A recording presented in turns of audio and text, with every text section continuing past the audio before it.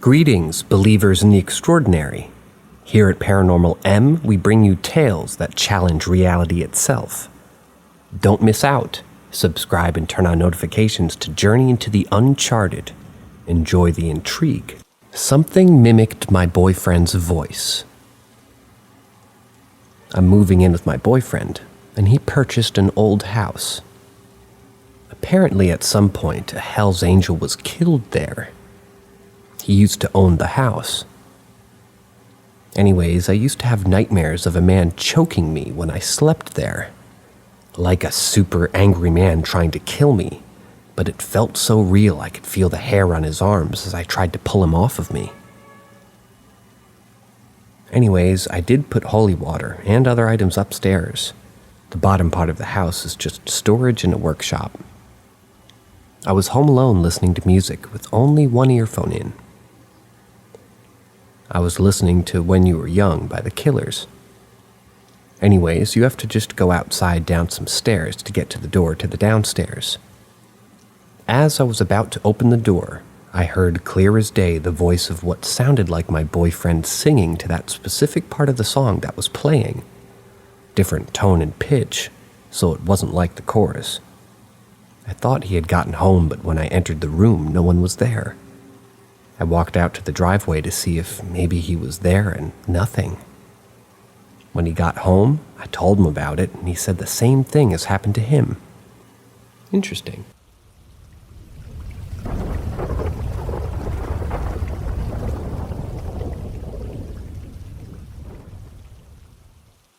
Apparently, I attract stuff, even without seeing them. For background, I'm a 24-year-old female, and I live in a country of Southeast Asia.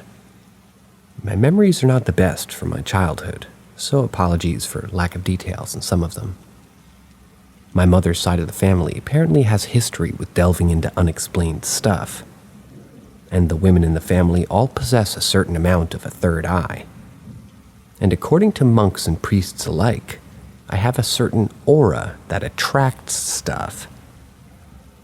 When I was roughly 5 to 6 years old, my grandfather passed away, and we had a funeral, a cremation, and all that. But while all this is going on, I remember still talking to my grandfather, asking him why there was 2 of him, and why one of him is sleeping. This story is backed up by my family, mentioning that I was always chatting and playing with something that only I could see during this period of time, for 7 days.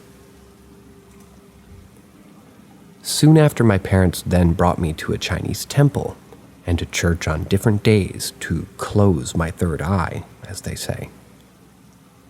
According to family recounts and my own blurry memories, I had imaginary friends, normal kid stuff, except I would call them angels, without ever being taught that word before.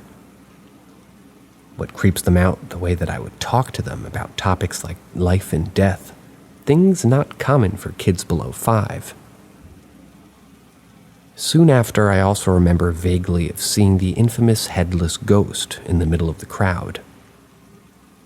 It was the body of a middle-aged man, and above his neck was nothing. No blood or opening, instead a smooth covered neck. But before I could say anything, my mom, who was holding my hand, pulled me away. After my third eye is closed, with multiple attempts, I grew up to be a fairly normal person in that matter. Except, I start to realize I can sense the presence of things I can't see. My high school is right across the street of a preserved forest, and being teenagers, me and some friends used to like going into the forest and having a little hike, heading to our secret spot that has a little pond. From one of the entrances to the forest, that's big next to a big lake. Going there is like there's a fork in a path and a huge tree in the middle. One day, me and my friends had some hours to kill before extracurricular stuff and decided to go into that forest like usual. One of my friends have the third eye, and we're both aware of each other's weird powers. As we walk in and face the tree, my friend stops dead in her tracks, while I myself got a terrible gut feeling. we both glanced at each other and started to divert the rest of our group back to school. We both tried to act normal as the thing followed us till the school gate and stopped outside of it. It was a Japanese army man, and he was not friendly. My high school had some other supernatural stories, but that's a different post to come. Around a few months later, we're in the middle of exams, and it was also the Hungry Ghost Month. One night, I went to bed late after a study session, and I was just drifting off when I felt someone or something was tickling my feet. I got very annoyed sitting up and thinking my siblings that I share the room with was playing a prank. Instead, I was met with a sleeping sibling and nothing more. Then a weird tickling feeling on my foot started again, and I end up sensing a kid in the room. I told it to leave and to disturb somebody else, and abruptly I stopped sensing it. Years later, I give birth to a healthy boy, and this happened when he was around 4 years old. One day, the babysitters dropped him off at my workplace, as we had plans to bring him out for dinner that night. For context, due to my long and irregular working hours, my son stays with the babysitters full time. I'm a single mom. When he arrived at my workspace, he sat at the sofa, and I tend to customers while he plays with his toys. I start to notice that he seems to be interacting with something, and was staring at a corner quite intently. And when I asked him, he was pointing to the corner and said, "Which?" I've never taught him that word myself. And thinking he picked it up from the babysitters, I just brushed it off. But a gut feeling was growing. An hour later, my friends and my fiancé arrived, and one of them pretty tipsy. She had some wine at home but started mumbling about a scary lady that's following her and her boyfriend. My friend, who has a third eye, confirmed that there is indeed something scary in our presence. Before he could say where, my son pointed and said the word "witch" again, and my friend stared at my son, shocked. The scary witch, in quotes, was threatening for everyone's lives, according to my tipsy friend, and in the end, the rest of us drove to a nearby mosque, where my fiancé, who is Muslim, started reciting prayers as we huddled together at the steps of the entrance to the mosque. After a long prayer, the scary witch finally disappeared, and my son stopped saying the word as well.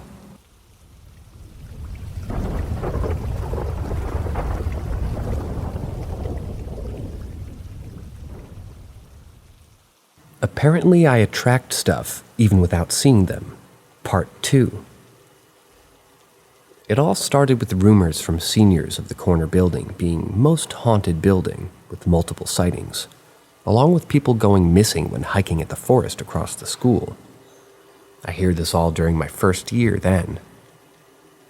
Soon the rumors intensified to night shift security guards seeing weird apparitions and hearing disturbing noises at open-air parking lots. A guard saw a white lady right outside one of the ground floor classrooms at the very corner of another building. Take note. At the parking lot, and prayed for his life as he feigned ignorance. Another guard says he saw a weird flying creature on the roof of one of the school buildings. We never saw him again after he quit that next day. At this point, some of the students are already also saying that they see or hear things in the corner building, and the toilets near the parking lot. Creepy hands and voices from things that aren't there. During my second year, everything escalated and creeped out the whole school. The students are split into morning and afternoon sessions, by school year to lack of space. For first and second years, we got the afternoon classes, while our extracurriculums are in the morning. That day was just another typical boring afternoon as I was dozing off in class at the second floor. Suddenly, 2 to 3 screams can be heard from the downstairs classroom, and everyone was stunned, unsure what happened. My seat was at the front row in the middle of the class, and I was about to turn and look around when an eerie chill went down my spine and I freeze. The screams continued. We start to notice the amount of noises from downstairs as well. After around 15 minutes, the screaming stops. Soon after class, my friends from the classrooms below told me what happened. 2 girls in one class and 1 girl from the class next door suddenly stood up screaming and just being super hysterical. No one could stop them as they pushed everyone away. The ustazas and ustaz, Islamic teachers, rushed to the classes and started reciting prayers as the students continued to panic. It took them a while to finally get the girls to calm down, and they all looked confused. One of my classmates, with the third eye, also mentioned she saw a lady with a very pale face and in a red dress pass by and stop at the back door of our class and bend inwards as if peeking at us all. Nonetheless, that explained the chill I felt. She added that the way she bent was inhuman. Remember the night shift guard and his encounter at the parking lot? The classrooms are both right next to that lot. Since then, the classes are converted into computer classrooms that are only open at certain times, mind you. Next are most recent accounts from friends.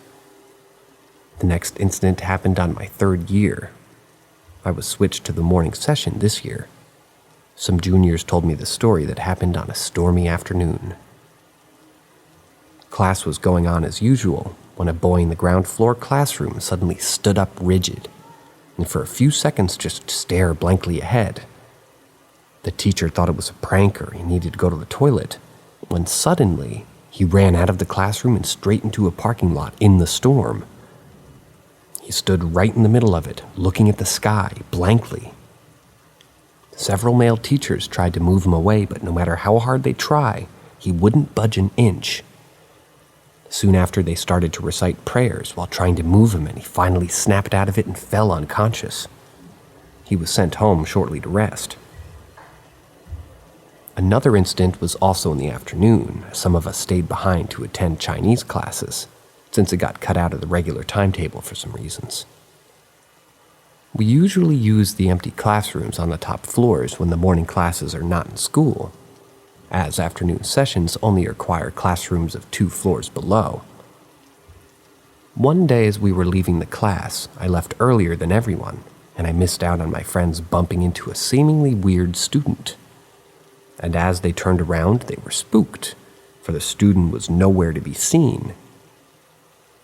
Imagine a corridor at the 4th floor, all doors locked and only way off the floors by the stairs of both corners. They were quite far from the other staircase, and for the student to just disappear so fast, he had to at least be sprinting to do so.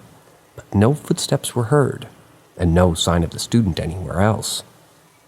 My friends described the student as a male with a normal uniform and all, except his hair was a little wet, and he looked pale and gray.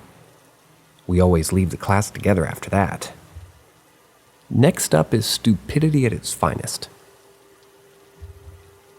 A close friend of mine has a younger sister in the same school, and she told me the details of what happened outside of school. The younger sister and her bunch of friends was quite known to be naughty and causing havoc here and there. One day they broke into a locked classroom in the supposedly mostly haunted building and started playing around, mocking spirits and ghosts, and also trying to making fake talismans and sticking them on the walls and on their foreheads. Most of them went home spooked by something that they wouldn't say, and all of them end up with a high fever and nightmares. My friend and her family had to bring her to the temple and ask the monks to help as the younger sister was clearly being haunted, with weird things happening in the house like things falling off on their own or going missing. What is worrisome was a knife went missing and reappear in one of their rooms. Since then, the younger sister has to refrain from speaking about paranormal things ever again.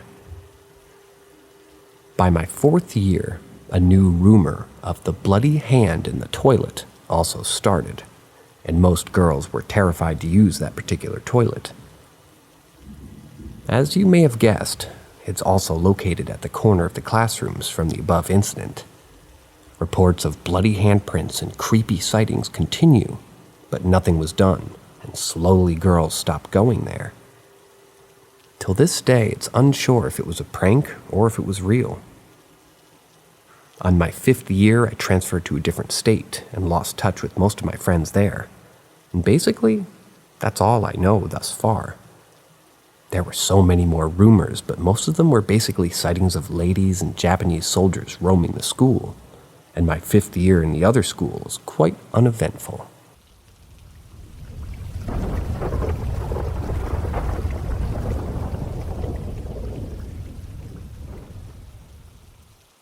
True story. Something called my name. So Friday night, I was staying in an apartment my family had been renovating in a town over from where I normally reside. I've done this countless times as most of my friends are in the aforementioned town. So the clock has just struck 1 a.m., and I'm texting my girlfriend to come over and spend the night with me, and bring illicit substances for us to indulge in. As I send her the text message, I hear someone familiar yell from what sounded like outside or inside, a very muffled yell. "Nathan!" My name. I responded confused. "Hmm?" And the voice responds, "Come here!" in a stern and somewhat friendly voice. So I arm myself, exit the building, and look around for whoever may have yelled for me. This apartment is inside a barn in a quiet neighborhood, so it's not a complex, and I wasn't the only one inside. Or rather, I was the only one inside the property. I look around and see no one and nothing in sight. I check the apartment, under the stairs, the walls inside the apartment. Not one thing. I call out for the voice again, but get no response. I know what I heard. Could it have been a homeless person who heard my name when friends were leaving? Possibly, most likely. Could it have been paranormal? I'd give it the same likelihood as the first option. Just want to get everyone's opinion about it.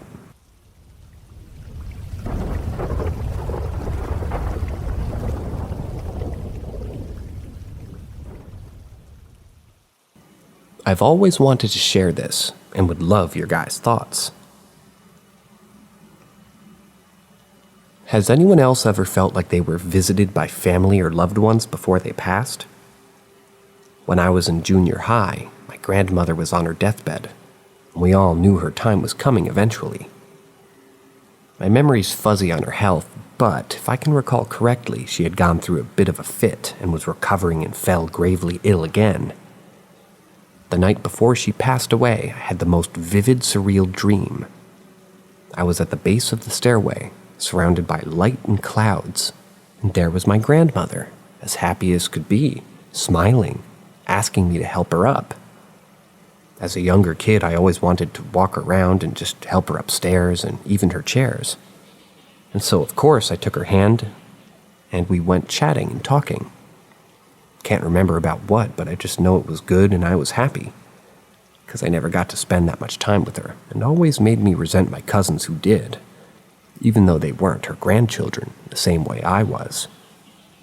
But here she was, walking with me, surrounded by beautiful views, the most calming light, while climbing the softest steps I'd ever set my feet on. Now we got really high up, and we stopped and she told me, "This is it. The rest is for me. You can't come yet. Thank you for helping me. I love you."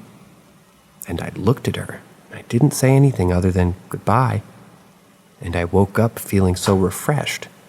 My heart was so full, and the sunlight coming through my window felt so different and brighter than any other morning I've ever had in my life so far, that it really felt like I spent that time with her. Even as I finished typing this, tears are running down my cheeks. My brother picked me up from school that day, and he told me she'd passed. All I could think was, I know, I walked her up to heaven last night. I'd love to hear if you guys have had similar experiences. I think it'd be really cool and therapeutic for me to read through.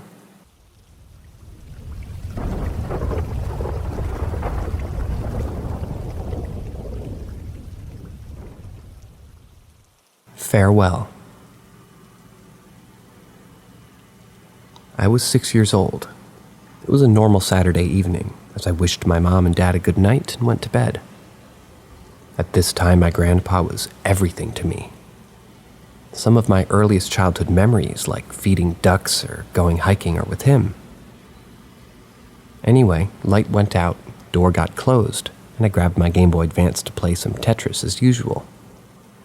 The hour hit 11 or 12, and I closed my eyes. Ordinarily, I'm a heavy sleeper. A rattle or even shouting wouldn't wake me up. This night I woke up, eyes closed. I felt like no way it was already morning. Thinking, should I keep my eyes closed so I can sleep again? Nope, I opened my eyes. You know the image you have when you first look at a sun and you close your eyes and there's this white and yellow bright blur that fades slowly away? A white blurry figure is floating over me. I just stare at it and recognized a face, mumbling, "Grandpa?" As I couldn't keep the stare and I blinked, gone. Rearranging my thoughts, realizing what it would mean if what I saw was what I saw. Can't be. No. Looked at the time, 2:30 a.m., rolled around, slept until 8. I woke up and heard my parents up and active in the flat. Heading out of my room, my father just said that something happened. Grandpa died this night. He passed away peacefully in his sleep at around 2 or 4 a.m.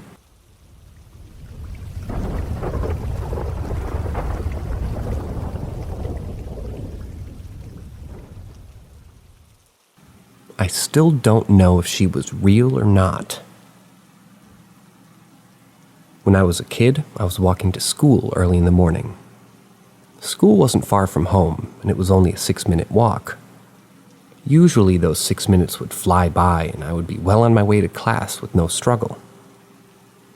As you can expect, all this would change on a particular uneasy morning. I would pass my friend's house and look over to her neighbor's front door. I keep my eyes fixed on that door as I slowed down walking.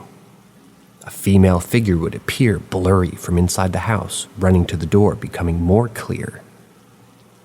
She was in a white nightgown and was obviously terrified, scared out of her mind, trying to escape. Her dark brown eyes, long brunette hair, and pale skin still vivid in my mind. She's screaming, "Help me!" all while our eyes are fixed on each other's. She started crying. She kept screaming, "Help me and get me out of here." She starts banging on the door, which, mind you, was glass, with her fisted hand. It was loud, excruciatingly loud. And I start crying as I keep slowly walking up the street. I look around to see why people haven't come out of their houses to the loud banging and screaming, and I'm confused. I was terrified. I look back and she starts fading away. Like when I lost eye contact with her, I broke off all connections. I felt a heartbreaking pain in my chest, and the same pain has stuck with me ever since that day. It's been 16 years since. 3 years later, I'm in high school, and in the same class as my friend, who still lives next to the same house where I saw this girl. I ask her about her neighbor and his name, and she replies with no issue at all. I didn't want, but an itching feeling in my heart told me to ask, so, "Does he have a wife or kids?" I ask directly. My friend looks at me confused, and she says, "No." My heart sunk, and I felt uneasy. My mind thought of potential answers. A kidnapping? Did he kidnap her and no one knows? How long has she been stuck there? Why couldn't anyone hear her banging and screaming? I reply back to my friend, "Oh, weird. I swear I saw a girl inside at the front door." I laugh it off. My friend looks uneasy. I change the subject to ease the atmosphere. It's been 16 years, and to this day I'm terrified of walking past that house. I still hear her screams and banging. I still don't know if she was real or not. Should I return? Is a question I ask myself every day.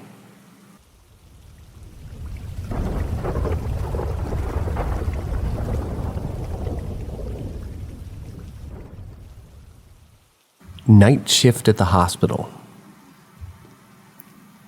I work as a nurse at a hospital in the UK that was initially constructed during World War II. and was supposed to be a temporary facility. However, that was not the case, and it was further built upon and still remains as a slightly modernized building. I recall doing a night shift during the wintertime and had a patient admitted to us with an infection, but otherwise had no illnesses that could affect their cognitive function, i.e. dementia or learning difficulties, etc. At around 2 or 3 a.m., said patient began to scream from the side room that they were placed in. Myself and another nurse responded. Once in the room, I tried to defuse the situation and calm the patient down. All the while, the patient was screaming about how a man with a bag over his head had been stood at the corner of the bed, just watching her. As we entered the room, I could tell something was off and felt a shift in the energy, despite myself telling the patient that there was nothing to be concerned about. Once settled, myself and the other nurse that came with me had turned to leave the room and witnessed what I can only describe as a shadowy figure pass through a set of double doors outside the side room in which the patient resided. The doors are behind a bit of an alcove, so you can't see them from the side room, but once you leave the room, you can see them. After a few seconds, both myself and the responding nurse clicked on to the fact that the double doors are always locked and have to be unlocked with keys. The time it took for us seeing the figure to pass through that area and how long it would take to unlock said doors, pass through them, and lock them again from the other side would be near to impossible. Therefore, we both came to the conclusion that it was a ghost or an entity of some sort, and returned to the desk somewhat unnerved. The hospital I work at has its fair share of ghost stories, and this one is one of the 3 experiences that I've personally had during my 5-year stay with this hospital in particular.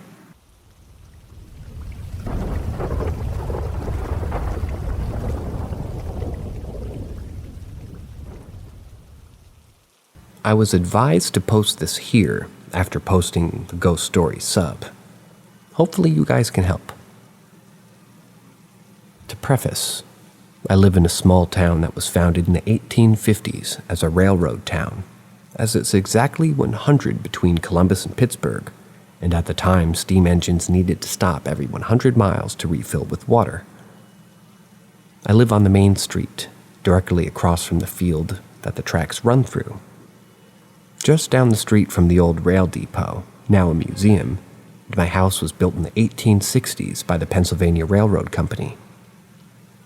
My dogs have always hated my dining room since I bought the house 6 years ago. They won't lay out there, and never linger in there long while moving through the house. I've never thought anything of it. I always assumed it was because of the linoleum floor. Recently, within the past few months, they've started barking at the walls in the dining room in the evening. Again, I just assumed it was because of the shadows. The paint in there is a high gloss, and it's a light hue, because it's a large room with a single light source and always feels dark, so at night, the light can cast some pretty epic shadows. Well, the week before last, my mastiff charged into one of the walls while growling, and I finally paid attention to what he was barking at. I went out to the dining room and watched a shadow very clearly move from one end of the wall to the other while my dog was bashing himself off the wall. I decided to just let whatever it was go on about its business because it's never bothered me before. Fast forward to today. While I haven't seen the moving shadow again, my dining room fan's light fixture blew 10 brand new bulbs last week. Every light I put in has stopped working within a few hours. Had an electrician here today that looked it over and used a multimeter on it. Said it's in perfect condition. I don't think I was supposed to see it, and now it's mad at me. Or maybe it's mad at the dog. I have no idea what it even is. I just know I have a very dark dining room and my dogs refuse to enter it at all. Being as my front door leads to my living room and the dining room, and then the dining room branches off into the kitchen, the basement, the upstairs steps, and the bathroom, my dogs have been stuck in the living room for a week and they're not budging, even if I bribe them with treats. I've considered asking it to leave, but as a pagan, I know well enough that some things take any direct communication as an invitation. If my little house ghost isn't just a little house ghost, I'd prefer to not extend an invitation and feed its energy. What is in my house?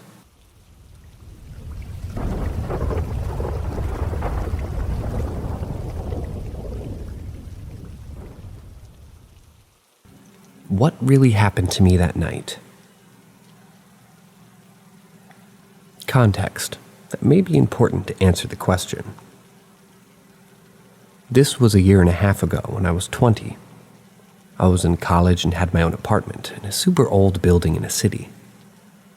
Having to pay for an apartment while schooling caused me to have 2 jobs on top of everything else, so I was understandably under a lot of stress. Since the building was old, there very well could have been some weird mold or carbon monoxide that I couldn't see affecting this experience too. Nothing out of the ordinary has happened to me since, but nonetheless, let's get to the story. I was heading back home into my apartment. I was driving by myself on the highway, with my boyfriend in his own car following behind me. It was pouring as I was driving and slightly dark.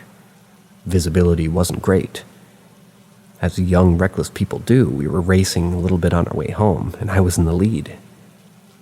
I got near this bend in the highway with an overpass above it. On either side of me were concrete rail guards, and just ahead in the road was a puddle. I was going approximately 120 to 130 kilometers an hour, which is like 75 to 80. As I approached this bend in the road, I was hit with an overwhelming sense of fear. I immediately slowed down to below the speed limit and all was fine. Immediately after this, though, my boyfriend calls me. I answer the phone and he's freaking out. He's crying, telling me to slow down. I said I already did because I had a weird feeling and asked him why he wanted to tell me that. From his perspective, I was driving around the bend and didn't slow down. When I hit the puddle, I hydroplaned, and he saw my headlights go toward the concrete rail guard to my left. Then, in an instant, I was straightened out again like it had never happened at all. Both of us remembered this experience in detail. Although we got home and talked about it, we chalked it down to a weird coincidence, and maybe too much stress. But was it a coincidence? I felt real fear. He felt real panic and grief. At the same instant. Haven't really thought about it a whole lot since then. Except when I'm speeding and it's raining. I always slow down now. Until recently when I was watching a documentary that described someone else experiencing something similar. I won't go into detail about the documentary itself because I don't want my bias or any of my readers to have this, but I'm just not sure anymore if it was a coincidence, a hallucination, or something even weirder.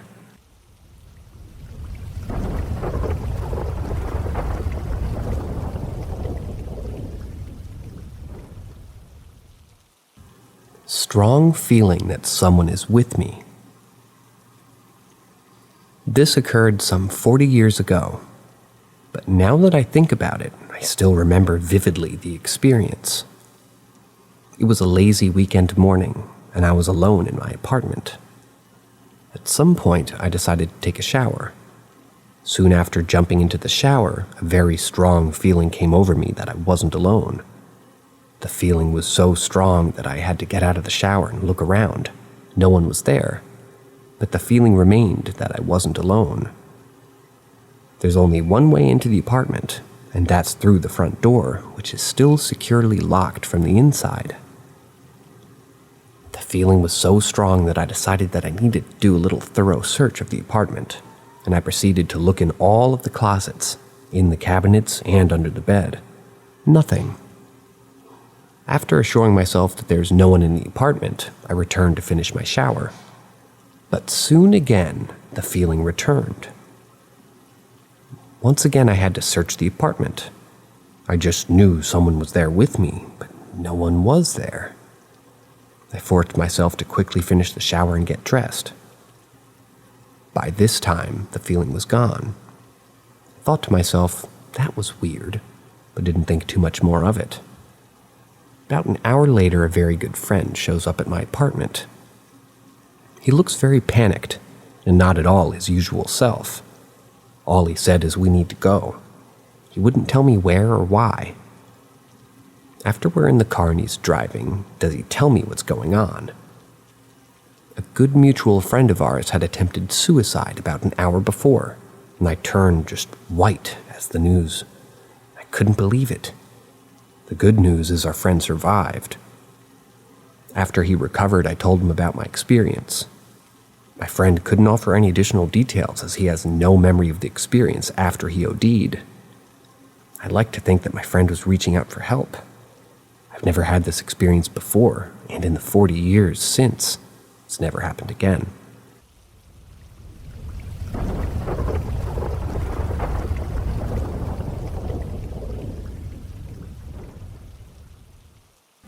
Belchertown State School Experience, Massachusetts.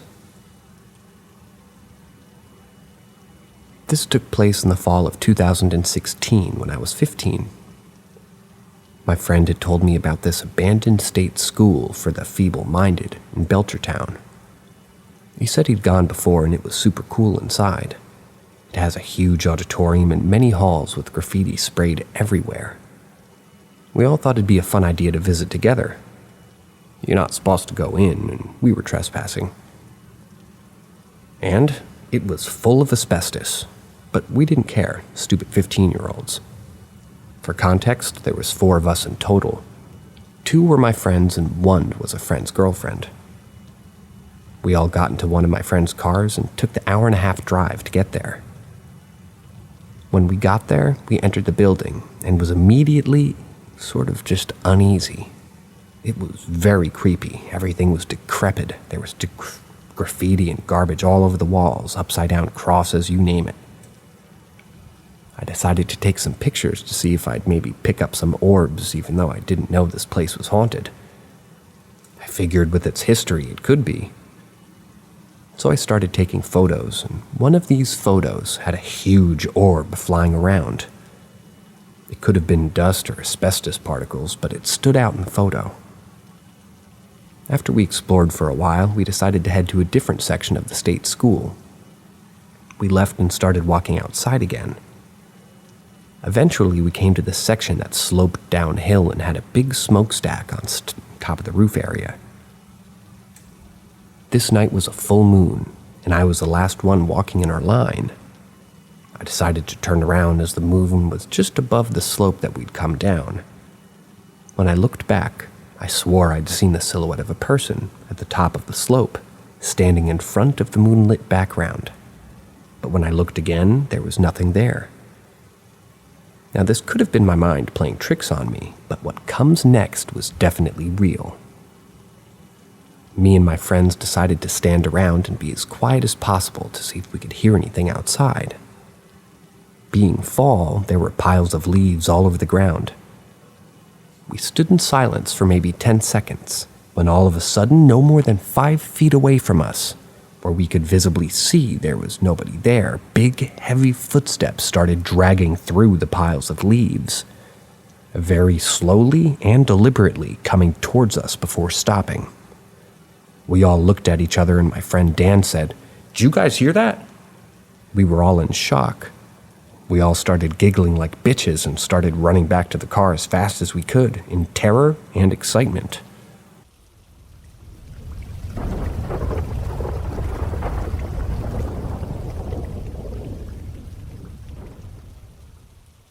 My rented house in Delhi is haunted. I rented a flat in New Delhi. I've been living here for about 10 months, and I find myself to be extremely at home in this house. It's a 2 BHK. I don't know what that means as the narrator. And I share the other room in a common area with 2 other people. We've all found this house to be extremely positive, except the past 2 months. Weird things have been happening. First, the north side of the house where my room and common area is, the vibe started feeling really dull. All plants in this area started dying. My fish started behaving really weird. It would get really restless and run around its bowl like a crazy thing, and 4 to 5 times then would fall flat like it's dead and suffer, but then it'll kind of get okay in a few seconds. She did this for like 4 days, and then her behavior just changed. Hasn't been the same since. A plant in my room didn't dry up yellow, it shriveled up and turned completely black and died. In the last 2 months, all of us developed a severe headache problem and backache problems. A friend who comes to visit also said last month they've been getting headaches off every time that she comes to my house, and maybe it's getting too suffocating in here, but we've always had a very well-ventilated house. Anyway, we washed all the windows and mesh doors and kept windows open because these couple of months the house has started to feel stuffy and still. I've never complained about living in my house, but as of late I started saying that I wanted to move out. Maybe because this room gets to me, and it's too dull. I hate being in this room. I got more lights and shit, but it just felt too dark and felt too unsettled. But I've honestly loved being anywhere more than here before in the last 2 months. Anyway, we didn't think any of this could be paranormal. Our landlady who owns this floor and the top floor of this building has come late last month and complained about the top floor becoming too negative, and her son, who lived on the top floor with a tenant, had been experiencing weird unnatural shit in his room, which is right above my room. But we never made any connection and never took her seriously. We always defended her house and said the ground floor, our house, is really positive and you shouldn't worry. Last week during a full moon, both ACs on that floor stopped working altogether. And something else unnatural also happened, which the landlady refuses to disclose. She got scared and called a pandit, a Hindu priest, to do a puja, a worship, on the floor in the room where her son lived, above my room. The pandit performed a hawan, a ritual where offerings are made into a consecrated fire, in the room, and then he kept the hawan kund, it's a metal structure in which the fire is lit, neatly on the side. The room was then locked and no one slept there. The tenant slept in his own room in the south on the same floor. Next morning, the landlady's son came and opened the room, and he found that the hawan kund had been placed at the center of the room, and another ritual had been performed there. The room was a mess, with the tube light being broken. The bedsheet on which the pandit had sat to perform the hawan had been half burnt in a pile. There was haldi, which is turmeric, and some red powder and liquid that looked like blood, which wasn't blood, but spread everywhere on the floor. There was haldi on the walls and the cupboards. However, nobody heard anything, saw anything, or smelt anything, or felt anything. The tenant who was sleeping in the other room claimed that he felt nothing happen and vacated the house the same morning and left for good. I got a call from the landlady when they found the room in the state and just went upstairs to them. I went to the room and I felt my heart sink when I entered the house. The vibe in the house was the same as in the room where somebody had died. I felt it. I went to the room and took photos of what I found. This left the owner's family really traumatized, so I got her in touch with a person I know who practices occult science. He came and first told the landlady the entire history of the land that the building is built upon, and the history of her family, which all checked out. Then he claimed that in the 1970s, a girl of about 24 killed herself in some part of the land, which was later sold off. The AC that's not working has a hole in the gas pipe, with nail marks. The holes check out. And one of my flatmates claimed to hear anklet sounds a few nights ago. But he said she's not trying to cause trouble. There are other energies with her that have been trying to create disturbance and problems since the last 51 to 53 days. We hadn't said anything to him about the vibe being off the past 2 months, but when he gave that specific timeline, it matched. He then said you all might be experiencing headaches and back pains, might be falling sick, and we all said yes to that. Even the landlady who lives 5 kilometers away said that I saw a neurologist for my headaches there past few weeks. She'd been taking 4 aspirins a day sometimes. It was the same with me. I had visited a hospital 10 days ago for my headaches, but it was nothing, and I tried everything, and they just wouldn't stop. All of us had the same complaint, but we only connected the dots that day. The person said the spirits need some work done. I'll do my job. They won't trouble you. So he did whatever. Only the landlady, her son, and I performed the rituals with him. The last part of the ritual, which has to be done the next day, he asked me to do, and then he left.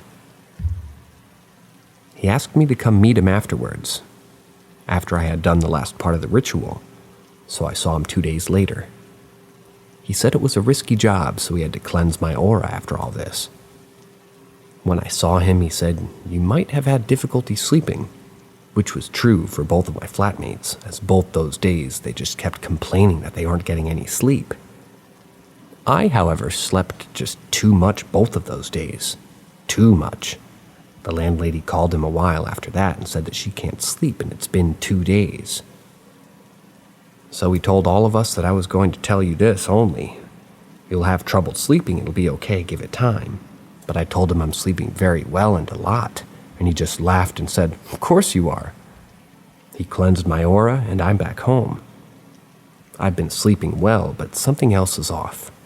Since the day he came and we did all those rituals, I'm feeling agitated and restless, tumultuous in the heart. Also, my clothes have been turning yellow. I have a bruise on my thigh, which is also sort of yellow.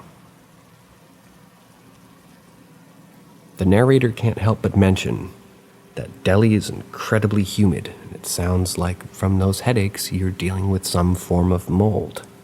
That's only because I dealt with that too. On to the next story.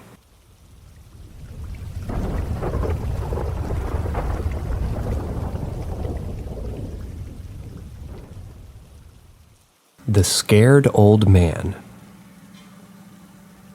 When I was a kid, I used to love having sleepovers at my uncle's house, my dad's brother. It was so much fun because me and my brothers would stay up late playing games and talking with our cousins Nick and Julie. Since I was the oldest after we were done playing, I would have to go to the guest room, which was in the same hallway as my cousin Julie's room. It was a long hallway to get to her room.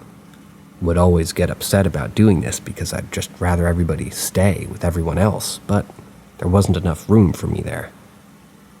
One early morning after a sleepover, I woke up because I felt like somebody was watching me.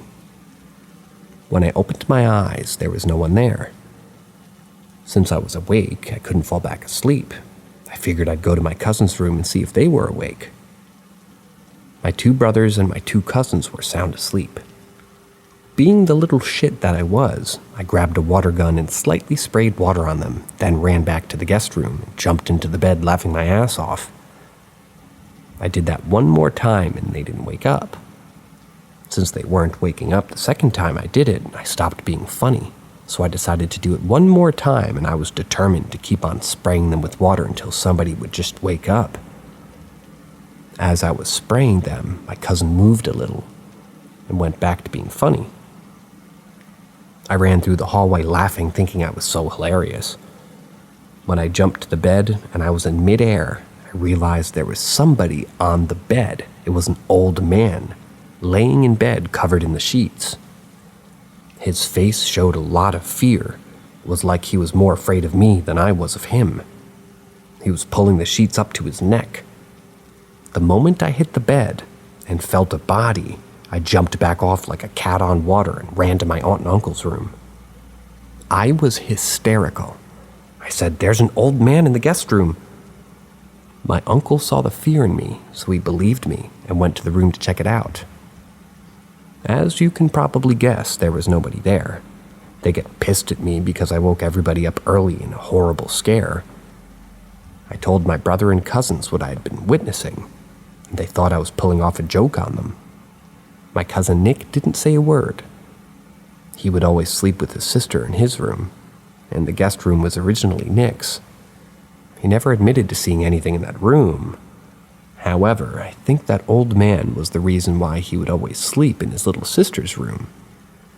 The weird thing about this whole thing is that the old man seemed genuinely scared of me. Maybe he thought I was the ghost and he was the live one. We'll never know.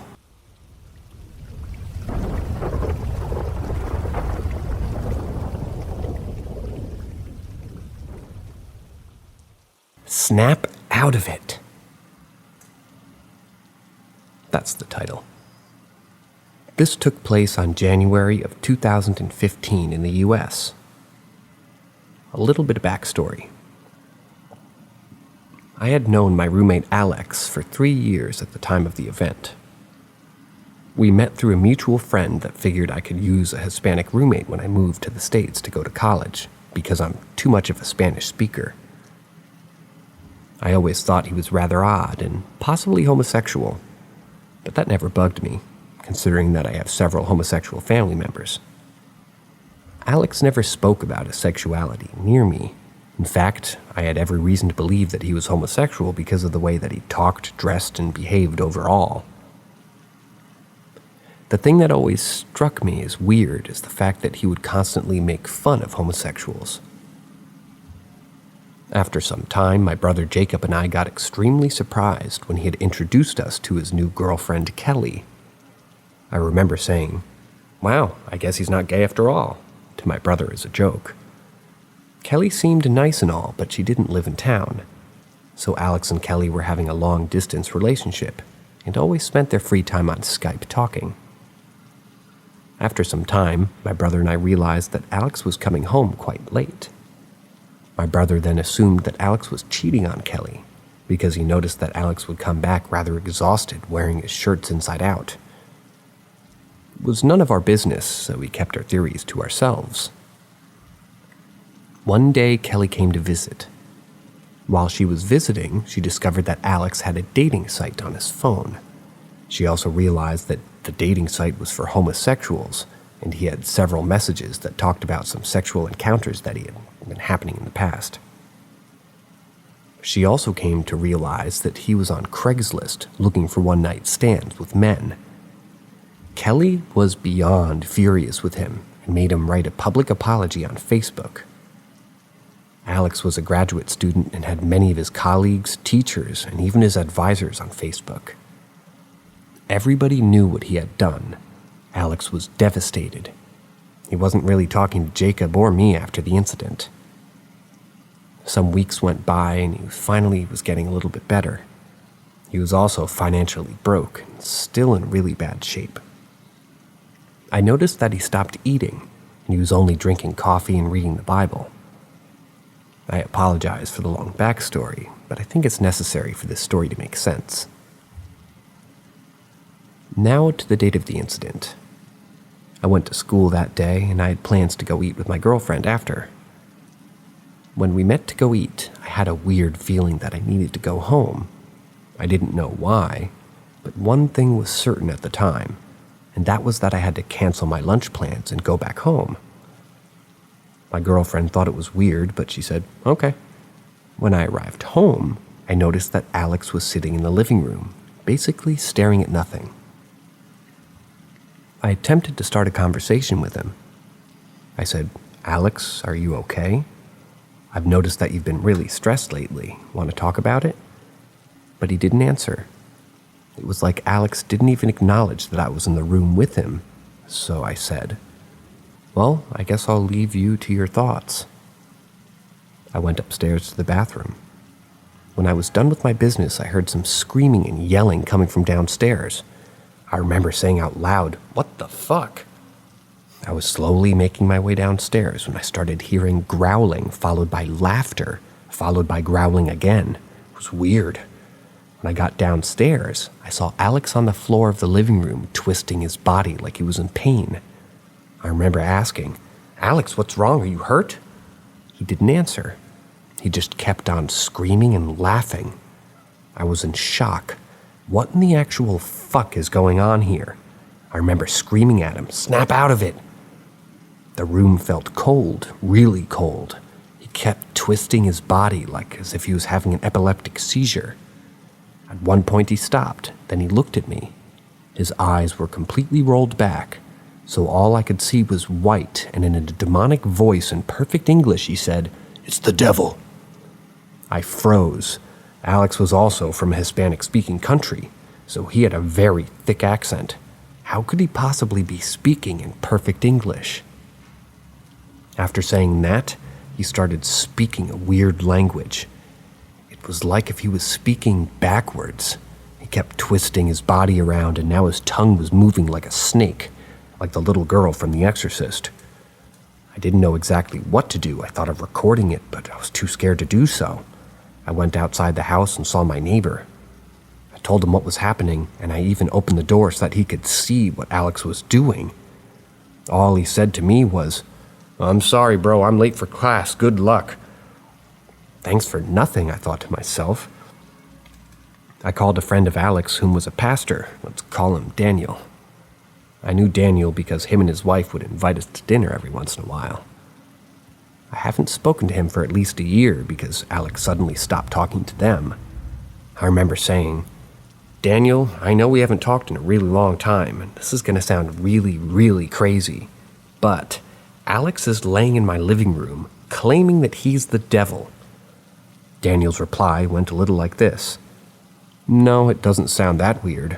I've dealt with similar situations in my life. I'm on my way." When I went back into the house, my heart dropped. Alex was laying face up holding a butcher knife against his stomach. He was still moving his tongue. My first thought was to take the knife away from him, but then I figured that he was unstable. A swing with that knife could end my life if I attempt to get close. I went back outside to call Daniel again. I said, "Daniel, Alex is just holding a knife against himself. What do I do?" He said, I don't know. I don't know what to tell you. I don't want you to get hurt, bud. Just wait for me outside. I'm almost there." When Daniel arrived, I showed him the best way to Alex. When we got into the house, I couldn't believe my eyes. I yelled, "Daniel, should I call 911? It took Daniel a little longer to acknowledge what was happening. There he was, my roommate, laying on the floor, pulling his own intestines out of his goddamn body. There was blood all over the floor. He just kept pulling them out. Daniel told me to go outside, call 911 immediately, so I did. I probably sounded like a complete lunatic to the dispatch operator when I explained everything to her. She said that an ambulance and cops were on their way and asked me to tell them exactly what I had told her. When I went back inside, Daniel had stopped Alex from pulling his intestines out of his body. He started praying to him. He said, "I demand to speak to Alex in the name of our Lord Jesus Christ."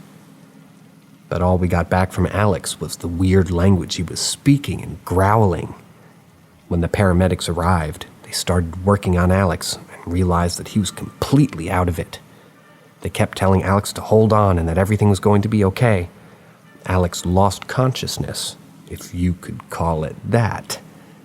They immediately took him to urgent care. My girlfriend called, and I said that I couldn't talk at the moment. I told her with very short details what was happening and hung up. The cops then questioned me and Daniel. They asked me if there were any drugs or alcohol in the house, if Alex was on medication, things like that. They questioned me repeatedly. Different cops asked me to tell them what happened. They even made me write it down. This sucked because I was still trying to process what I had witnessed. However, as cops, it's their job to be suspicious. Making me repeat my statement is a technique to see if I would change the story. Jacob arrived shortly after the police questioned him too.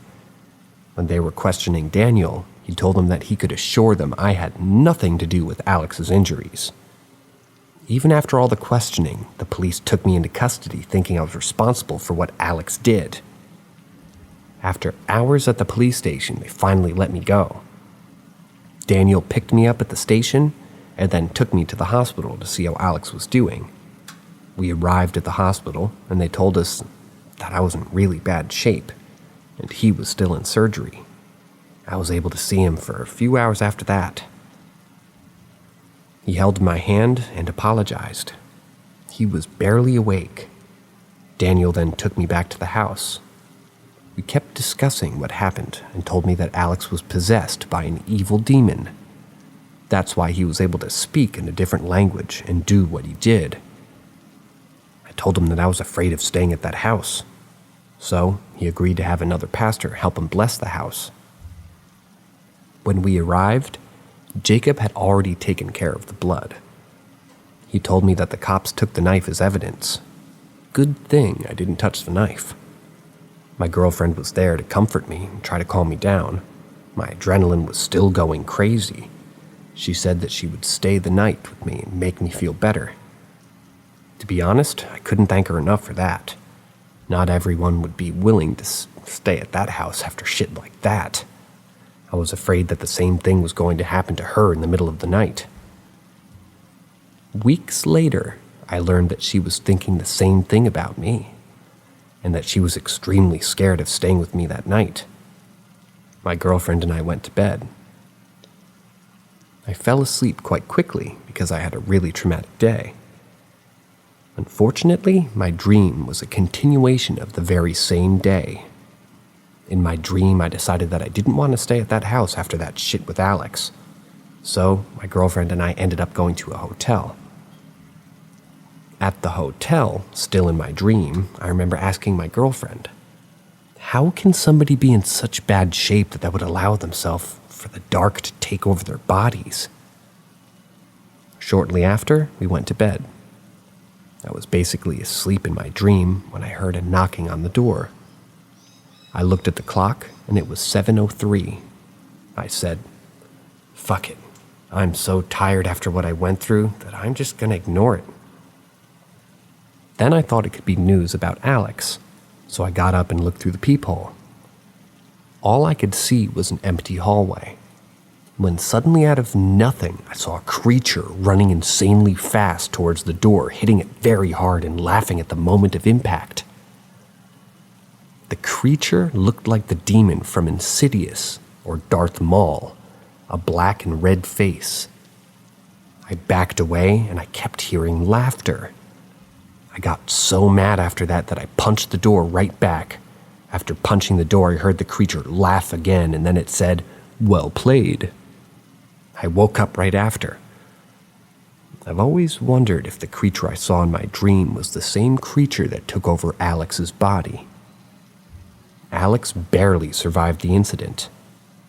He spent 2 months in the hospital because of severe internal damage. I had to go to therapy for a very long time because of what happened.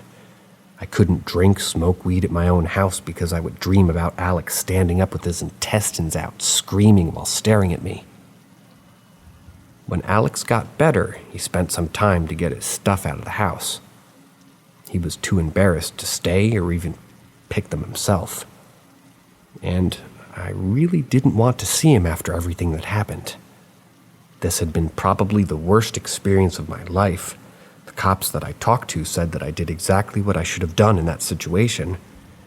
They said that without any medical attention, Alex would have been dead in minutes. They also told me that that was probably one of the weirdest incidents they had ever worked ever. My girlfriend and I believed that thanks to that strange sensation I had of urgently having to go home instead of going out to lunch with her, Alex is still alive today.